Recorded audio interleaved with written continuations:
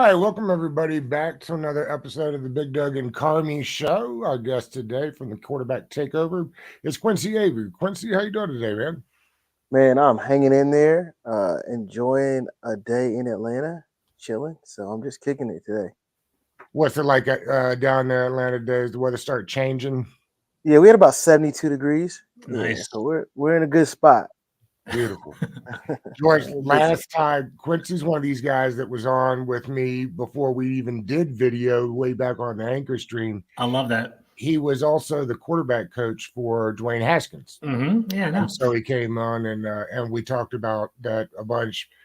Q, what is the biggest thing when you start with a quarterback of any age? What is the first thing that you generally notice first that needs to be fixed? You know what I'm saying? Like, what is the most common problem in a quarterback structure? it's funny, guys, and it's becoming better now because coaches are just getting better. If they've seen somebody before, usually what I had to correct the most was like throwing mechanics from linear to more of a rotational movement, right? Because for such a long time, people were teaching this linear, this awkward movement that didn't really work. Now that coaches are getting better, we're just trying to fix like arm path, shin angle on the foot strike, getting our front foot down, like some nerdy stuff that we're always trying to fix. What was it that first got you interested in this thing to begin with? Well, I was coaching college football, so I was coaching at UCLA. I enjoyed it while I was there. I was having a really good time. I wanted to be more involved in helping people as individuals, like win at life, because I think that so much of the college game is about wins and losses. Like people can say whatever they want, but the coach's job is to win more games. Absolutely. But hmm my job is just different now, right? I get a bunch of guys who I want to help individually obtain the highest level they can get, whether it's on the field or off the field. And I can be more like a mentor, big brother, and someone they can lean on, like as they go throughout their career.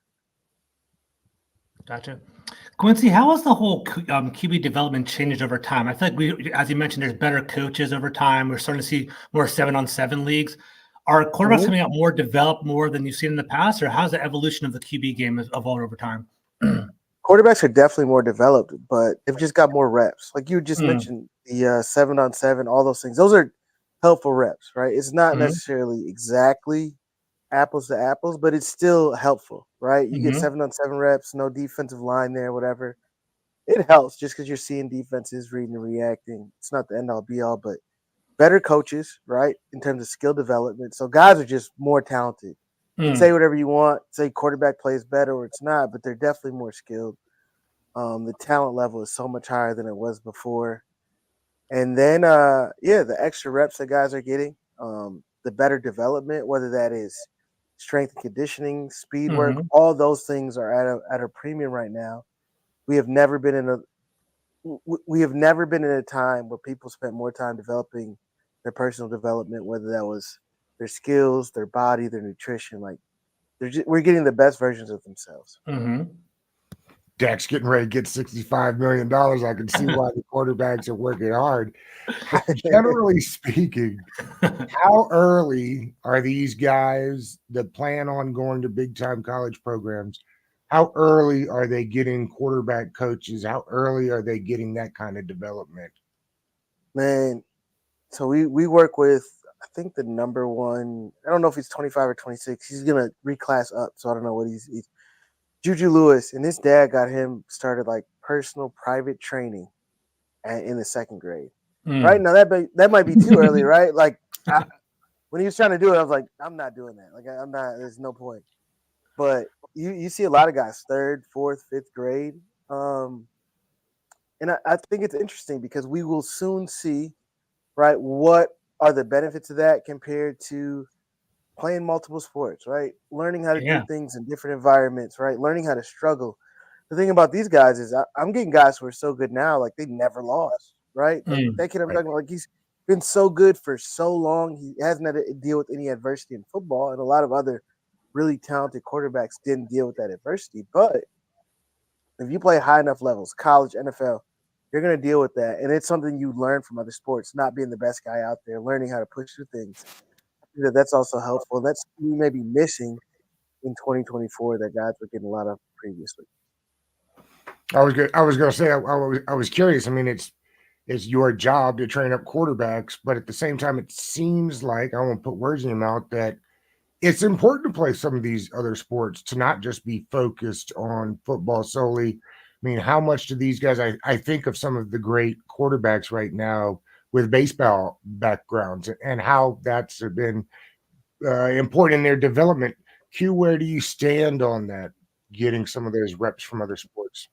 If anybody ever asks me, I'm 1,000%. You need to be playing as many sports as you can for as long as you can. I'm not saying your junior and senior year you got to be doing all these things, but I would. You only get a chance to be young and a kid once, right? And Mhm. go through these different stages of development and learn these different movement patterns. It's a lot harder to learn some of the things that you'll need at an older age that these guys would have gotten if they would have started doing a bunch of stuff when they're young. And Q, basically, we're starting to see the evolution of an athlete, right? Like these quarterbacks coming out better, more athletic than we've ever seen before. How do you, as a QB coach, kind of harness that and highlight that as a quarterback's coach? Like, how do you find that balance of, hey, I want you to have great mechanics, but also maximize your talents in all other aspects? Is that difficult, or is that a great challenge to have? No, I think it's a great challenge to have. I want the Okay. best athlete that I can Mm-hmm. playing quarterback, right? And then I try to give them the mechanics, like the best mechanics they got. Mm-hmm. I mean, they can have, but I also need to start like creating a program that's specific for guys who are such good athletes, right? Everything's not going to be in the pocket. Everything's not going to be off three on plan or off a hitch, right? Some of these guys are going to be at awkward arm angles, and they're such good athletes that they can make these throws. So I need to start developing programs and planning that puts them in those situations, those body movements, so that they can throw the football no matter where they are because they are athletic enough and talented enough to do that. Mm-hmm. You mentioned earlier, and I think it's something that needs to be talked about more on a broader scale, but it's the college coach's job to win. And if they don't win football games, they get fired. It's not their job to prepare these guys for the NFL. And essentially, the college game is not even the same sport as the NFL anymore. So, what is it that you have to do, Quincy, to because I'm assuming that's essentially your job then is to get these guys away from what they're being told in college, which is helpful to their coach there win football games, but not necessarily getting them ready for what is something that's going to be totally different. Yeah, I think that our job is specifically to make guys as good as they can be from a Mm-hmm. talent standpoint, right? And there's things that you just cannot get better at if you don't do them in the game, right? So there's just things that I cannot help you with, right? I would love to be able to help you anticipate better or feel leverage better or throw the ball with anticipation. I can't do that, right? I can help you out as much as I can, but I cannot teach you how to see it, right? I can help you know where to look, right? I can give you all those things, but I can't. And then the college guys, right? They spread the game out so much. You're playing basically you're lined up dang near on the sideline trying to make people defend like all this grass. And their idea is let's play as fast as we possibly can. Like let's just go fast so it limits the amount of things that defenses can do in terms of pressure, coverage, all those things. That's not the NFL game, right? You're in a huddle, you're coming to the line of scrimmage, you're creating a plan, you're setting somebody in motion so you can indicate a coverage. Then after we get the coverage indicated, we might have to can it if they were in zone, or we might have to can it if they were in man, right? So there's so many different things from a mental aspect. I try to give them as much of that as I can. But the way that we're reading things, right, in the NFL is just a lot different. Like so much of college is like, I'm going to look at one side of the field and I'm throwing it on that side of the field, right? NFL, it's like, hey, if I get one high safety, I'm working into the boundary, right? Because there's no weak curl flat defender. So I'll just take that individual. But if he pushes out, then I got to start working my eyes back to the field. Like that type of thing you can't get without the reps. And college coaches aren't giving it to him. Someone I'll look at now, like Drake Maye. Drake Maye Mm-hmm. is one of the most talented guys in this upcoming draft class. His college coaches do a tremendous job of winning games in college, right? Scoring points in college, having an offense that's explosive. None of the things that I see on his tape correlate to the things that I'm going to see in an NFL game. Mm. It's not on him, right? He's got a really great quarterback mentor David Morris, those guys do a really good job. But the things he did in college are not like the things he's going to do in the NFL. So when you draft him, much like Patrick Mahomes, I'm not comparing him to Patrick Mahomes. I'm saying, like Patrick Mahomes, he needed that year off, right, to learn all those different things so that he could be successful the second year. I think Drake Maye is somebody very similar to that. We want him to be successful, give him some time off so that he could learn the NFL game and go out there and do his thing. Q, could you give us like an elevated answer? Like, as a sports fan, we're watching Drake May and we're hearing that he has bad footwork or maybe a elongated release. What do you see specifically that is a maybe flaw in his passing technique, if possible? I don't want to put pressure on you. No, for sure. So I think that there's evaluators watching it. So are we watching it based on what he was coached to do or what he can do? So we're saying his footwork is bad. The offense that he's in college is telling him, we want you to backpedal back from the line of scrimmage when you get the snap. Right. So if we're getting mad at him for something he's coached to do, his footwork's not bad. He's just not doing things that he's asked to do in the NFL and college. So we could say that that's bad. It's not bad to me. I know that those things are very easy to fix. Now, when he's working through progressions, right? Do his feet and eyes look good as he works from 1 to 2? Are they working in sync and in unison to get him there so he can be consistently accurate? Like, those are really important things. So when I talk about footwork, I'd rather look at those. And I think Drake May did fine with that, right? He might not know how to get under center, go full play action, get his eyes around and find somebody, right? But he'll learn those things, right? Those are all things that you get to learn very, very quickly. And in terms of his throwing mechanics, I think his throwing mechanics are fine, right? We talk about people's throwing mechanics as it's one size fits all, right? I trained a bunch of different guys. They all throw a different way. But do I know, like, their anatomy? How they can move. Like, some people have to make adaptations. So maybe how he's throwing is the best way that his body allows him to throw, right? So unless I could get in there and see him one-on-one and like really do some work and put him in the biomechanics lab, I can't say, hey, he's got poor mechanics or not. Maybe he's adapting to what his body allows him to do. Gotcha. People in Washington talk a bunch, Q, about Phil Longo was there. They were running that kind of air raid type system. With Kingsbury comes in as the offensive coordinator. I mean, how much he says it won't be an air raid, we'll see. But how much, if they say they win Drake May, how much of that air raid from North Carolina can translate, and why is it that the air raid seemingly hasn't translated to the league? Yeah, there's a couple passing concepts that the air raid runs that you'll see in the NFL game, right? But as a whole, like, you have to create you can't out talent people and out fast people in the NFL in the same way that you can do in college, right? You have to be able to change personnel, dictate to the defense what they're able to do, getting 11 personnel, getting 12 personnel, see what the defense gives you in terms of, are they going to go nickel? Are they going to go base? How are they treating these guys to get those matchups, right? Kingsbury is going to do a really good job in figuring out the pass game. He's always going to figure that out. But the air raid does not work in the NFL because it's not rooted in protections, right? You got to figure out how you can protect your quarterbacks. Where's hot answers? Where's side adjusts? All those things. That's not what the air raid is about. They just want to play fast, and you can do that in college because defenses can't get ready fast enough, right? And then the run game. You don't have to be great at the run, but you have to be able to threaten the defense with the run. That's not something the air raid does, right? It's all open formations. They're just throwing the ball around the yard.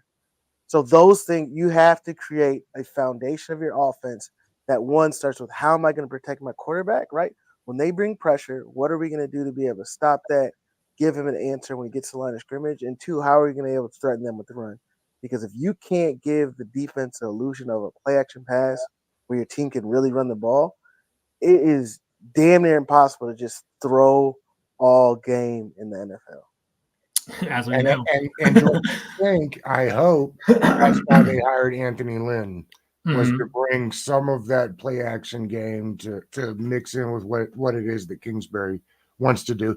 Q, we've been talking Drake May. Let's just go through some of them. Where do you have Drake on your list of the top 5 or 6 guys? He's up there. I tried not to like rank them by number. Okay. So when we do that ranking by number, right? The issue is, like, what team do you go to? What offense? If I say that this guy is going to be really good, he goes into a system without whoever goes to the Minnesota Vikings, right? Whatever quarterback goes there, I think that they're going to be really good, right?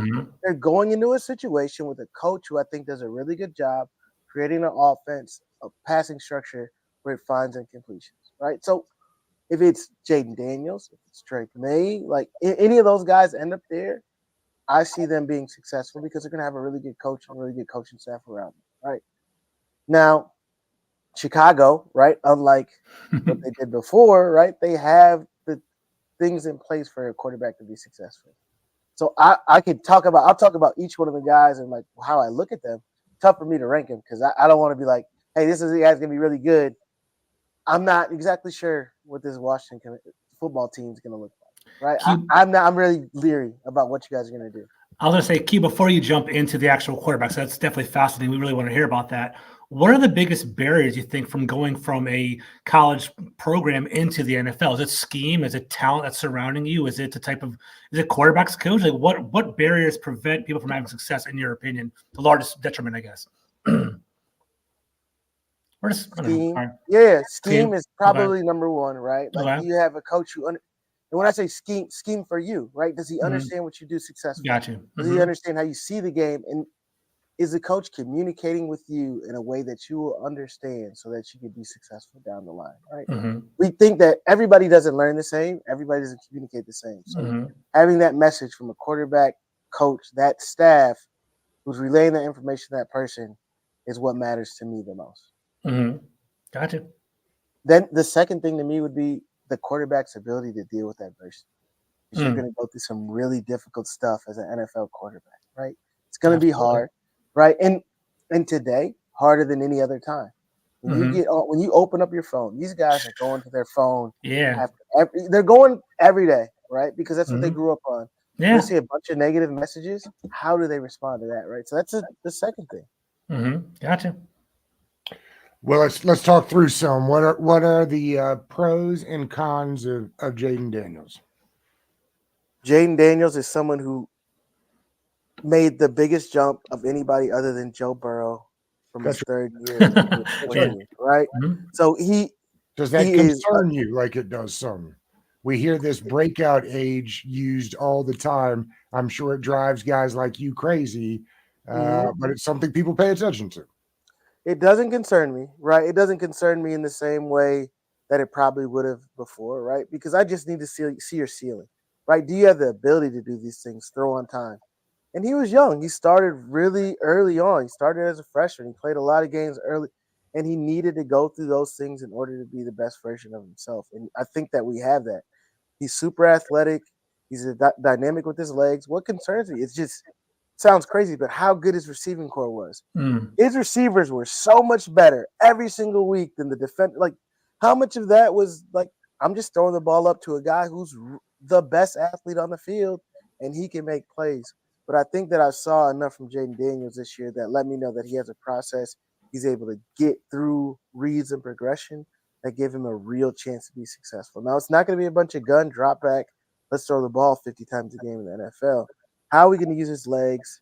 How are we going to get him outside the pocket? But I am generally concerned about his size and his frame. He's a very, very slender guy, right? And that's tough. Like, people talk about Bryce Young. He was small. Yeah, but he was small, but still bigger in terms of like, he was short. He's short, but he's stout. Yeah, I got you. It's not the same case for Jaden. He's just thin, and that is something that really, really concerns me about him as a quarterback. And he's 25 and been down at LSU. Like, I've had people tell me, like, well, he'll get bigger. He'll put on grown man weight. And he had the best of everything, right? There's no better weight room. There's no better meal plan. You're not getting anything better than what he's getting right now. It's true.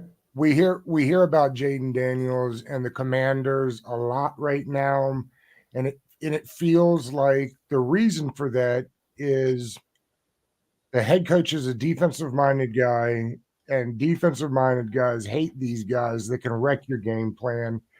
Are we still that way, or do we have enough mobile quarterback? Audio, wait. Is anybody else's audio? I can't hear you, Doug. We're good. Can you hear me, Q? Oh, shoot. Hold on. Sorry. It's all good. My bad. My Bluetooth kicked up to my headphones. No, it's good. Can you hear us now? Yeah, I can hear you perfect. All right, good. I was saying that it feels like people are connecting Daniels to Commandos a lot. And one of those big reasons is that the head coach is a defensive guy, and defensive guys hate these mobile quarterbacks that can wreck your game plan at any time. But I guess my pushback on that is, are there enough mobile quarterbacks in the league now that it's not the same concern for coordinators that it once was? Yeah, every week you're now game planning for somebody you can run. Right? Right. There's it's not like, oh shoot, this is something so unique and so different, and you can't build an offense around a quarterback who runs. He just won't be playing long enough, right? You're just gonna get too banged up. So yeah, he'll add with his legs, right? But those aren't gonna be a bunch of zone read quarterback runs. He'll be out of the game by week 6. It's gonna be third down. We can't play you man to man. We're Because gonna he's go not zone. Lamar Jackson. He's not. He's fast, but he's not Lamar, right? Mm-hmm. It's gonna be we're gonna zone you up and go from there. Like they're not scratching their brains anymore on what to do with guys like this. So I could see JJ going to Washington. Yeah, I was going to pivot and ask you about him. How do you feel about him? I know how you feel about him because I saw it on your timeline. But how do you feel about JJ McCarthy? Yeah, so when I talk about JJ, I think people think that I'm saying he's a bad quarterback. I'm not. I think that he's actually really talented. Like he showed flashes of some good things. Mm-hmm. I think that you need to do that in college for a sustained amount of time. I think reps. that you need a situation where people relied on you to be the best player on the field. That's what we see from a lot of guys who end up being successful, whether that's Joe Burrow or Mahomes. Like all the guys we look at were guys who their teams are like, hey, we need you to go be the guy. Even CJ Stroud, like they needed him to go out there and throw the ball all around the yard for them to be truly good. That's not something that JJ's ever had to deal with, right? Like he's made some really cool plays. That's good. But I want to see a guy who had to hang their hat on, hey, I got to go line up and be the guy every single week because you might not be called on to throw as much in the NFL, but you're called on those big pressure situations, those third downs, those 2-minute drills. NFL is about situational football, and you got to be able to be excellent there. And I just don't think that JJ went through enough adversity there to know who he's going to be when stuff gets tough. One of the guys that I see rising up in these mock draft boards is actually Penix after his pro day. It's interesting. I like Penix, but I guess the same thing could be said about him. Q, an incredible offensive line. I mean, both those tackles are going to go in the first couple of rounds. And the receivers, while maybe not quite the LSU receivers, they ain't close. They dang close. They are close, actually, really close. What do you think about Penix? It feels like the injury concerns are behind him, and that's not the problem anymore. I think they're behind him to us, like people who saw the 40, right? We haven't seen his medicals. I don't know what his medicals say. I know he's had a lot of surgeries on his knees, and he ran fast. But we've never seen him run fast in a game. Like you can look through all the film you want. You got to show me where he ran. Trying to run. Yeah, show me where he did fast things in the game. And if that's not there, I don't care what you ran in the 40 because you are who you are, right? Like the things that you've done in college are going to be the things that you'll try to do in the NFL. You might not be able to execute them at as high of a level, but that's who you're going to try and be. And we don't think he's going to try and be a runner. Like what would make him think I'm going to do that in an NFL game? I never did it in college. So him being fast is cool or running fast is cool. That doesn't correlate to the things that I need to see in terms of being successful. He throws the ball really, really well, and he's really, really accurate, and he throws with anticipation. Those are the things he should hang his hat on. And I don't think that should have changed between him running his 40 at the combine and him playing today. What concerns me, Michael Penix, Bo Nix, Jaden Daniels, is just how old they are. All these guys right now are older than Trey Lance, who's like in his third season in the NFL, right? Crazy. So, yeah, and we've got to a point where I think Trey Lance would be as good as those guys today, right? And he can't barely fetch a 4th round, like in his trade value. So those old guys are really, really hard for me to like say, hey, I'd bang on the table with the 1st round pick.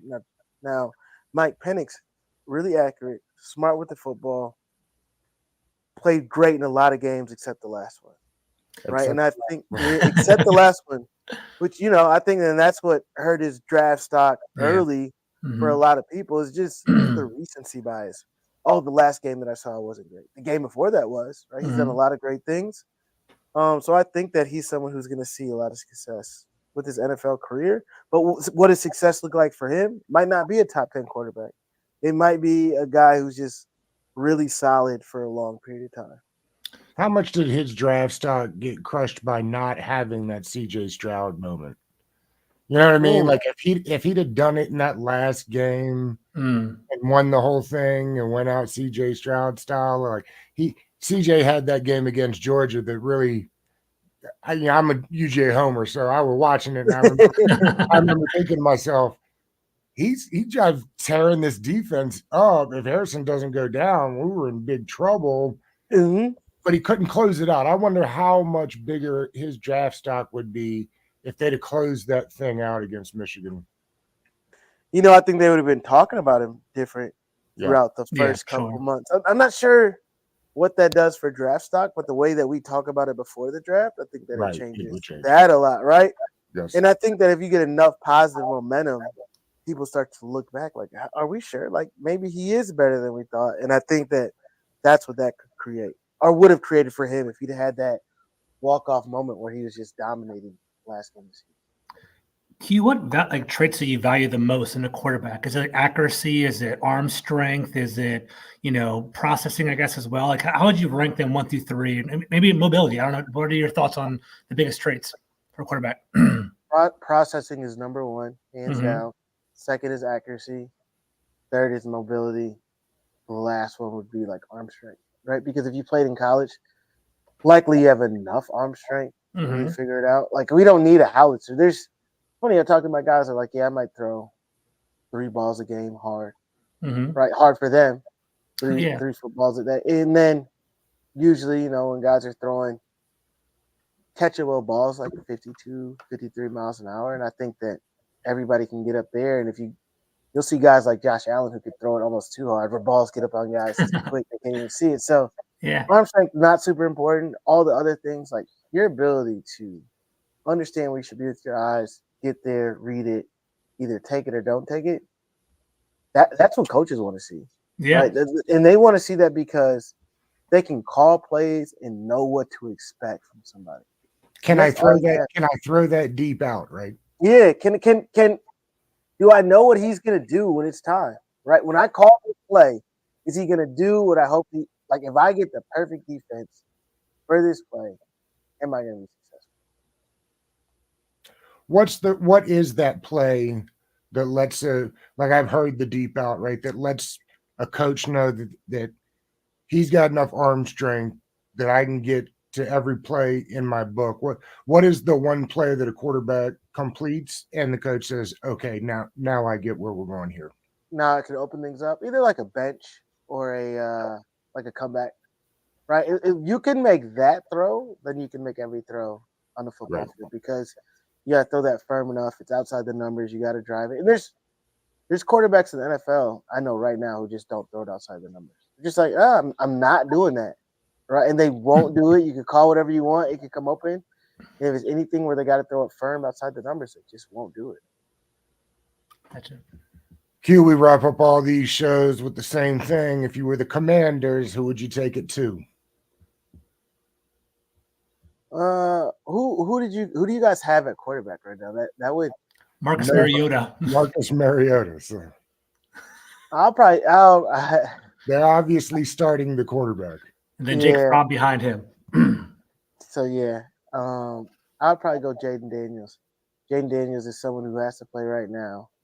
He can go in there, be successful early, and we can do enough stuff where he can move around and create, get him outside the pocket, where he'll be able to stay out of harm's way, throw the ball. We're not going to ask because he throws the ball well, right? And I think he does sometimes forget that he really throws the ball well. Let's not make it about his legs, and let's not have him run the ball a bunch. Run when you need to. We're not calling any run plays for you. If he can do that, then I think that he has a chance to be successful because you guys got really good weapons outside. Like I actually saw Terry running routes or throwing last Wednesday. Okay. He's Okay, still cool. he's still who he's supposed to be. You know what I'm saying? So that was cool. That is awesome. Q, we appreciate all the time, buddy. As always, love to have you on again, maybe after the draft and see what things look like. Let's do it. I appreciate you guys. All right, buddy. Thanks. Nice to see you.